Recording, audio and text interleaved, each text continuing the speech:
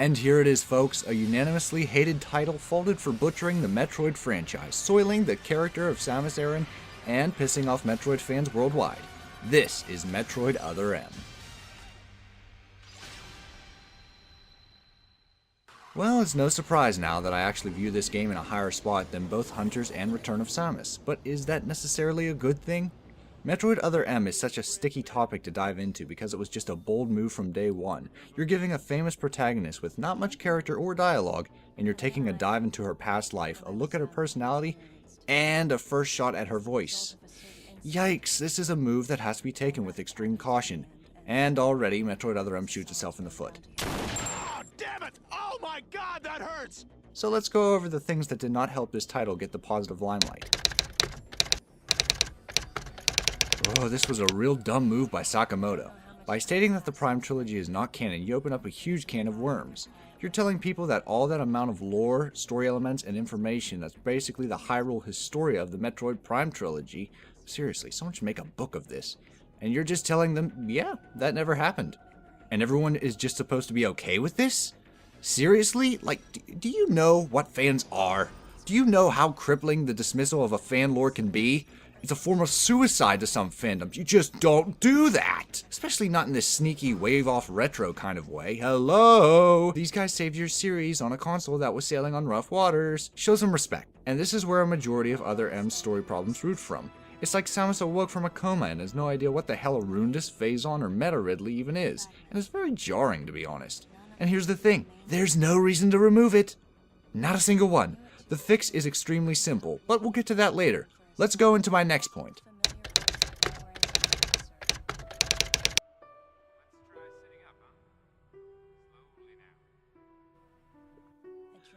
Oh boy.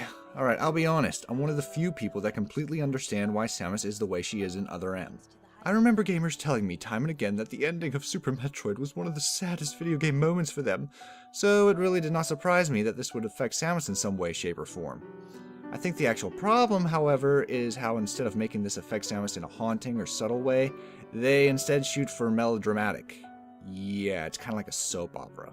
I mean, the concept is realistic, and I'm actually glad that we see Samus react to that event, but the extent they do it is definite overkill. I mean, the bottle ship, babies cry, mom. We get it. Stop trying to kill something good, you clods. Again, this is easy to fix, and it actually makes the Metroid Prime Trilogy canon. Here it is. The only game that takes place after Other M is Fusion. So, what if from the end of Super Metroid, the Samus we know from Zero Mission to Super slowly changes into the Samus we see in Other M in Fusion, due to the events that happened? She still has her moments of being a badass bounty hunter, but she is no longer emotionally invincible, and she can't shake things off as easily as she could in prior games. It makes the Samus in Other M a bit more tolerable, if you ask me, because she's trying to piece her life together bit by bit. Life itself is trying to send her off the deep end. Speaking of deep end,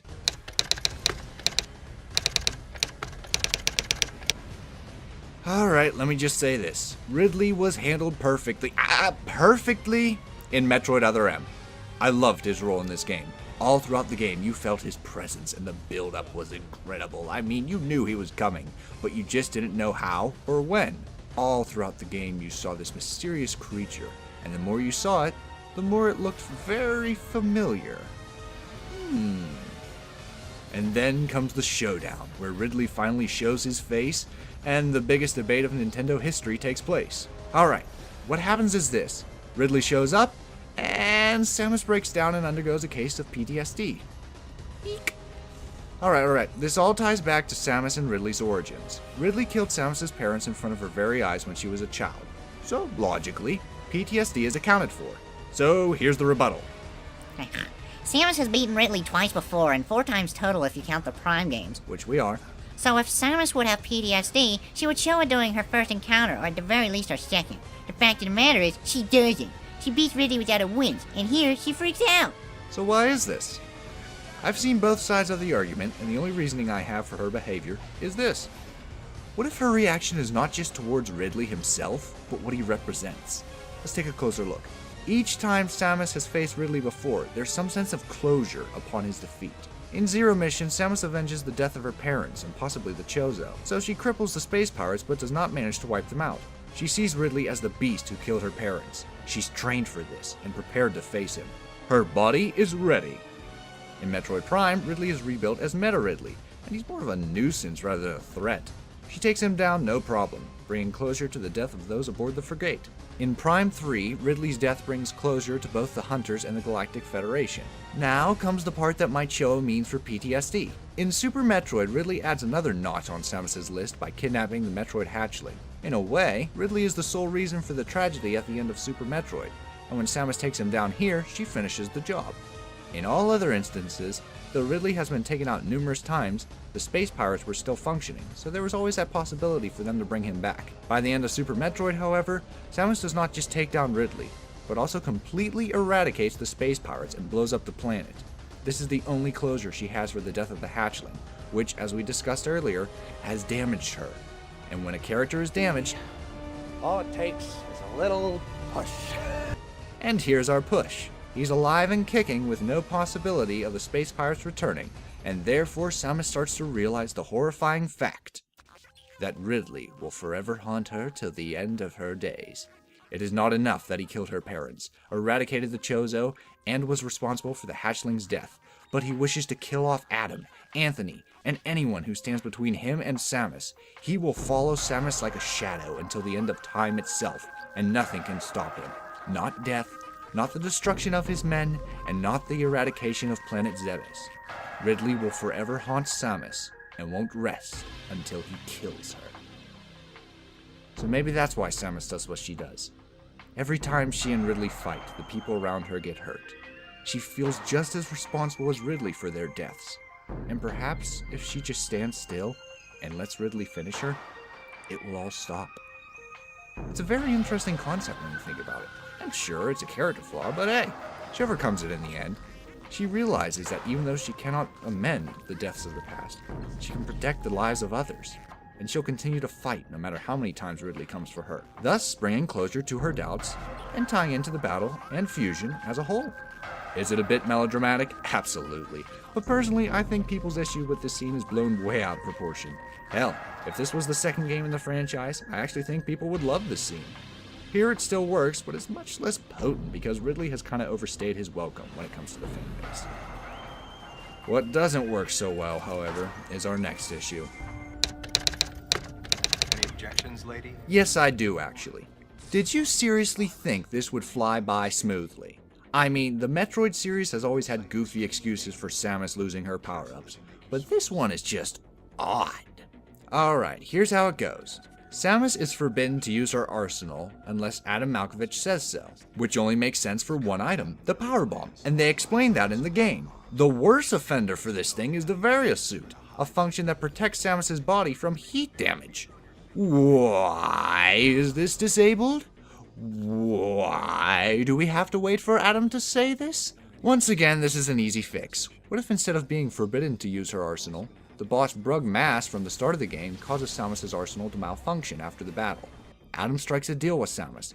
Help us and we'll slowly restore your suit to its original state. That way, as the game progresses, Adam can get Samus's grapple beam, super missiles, and other weapons back online.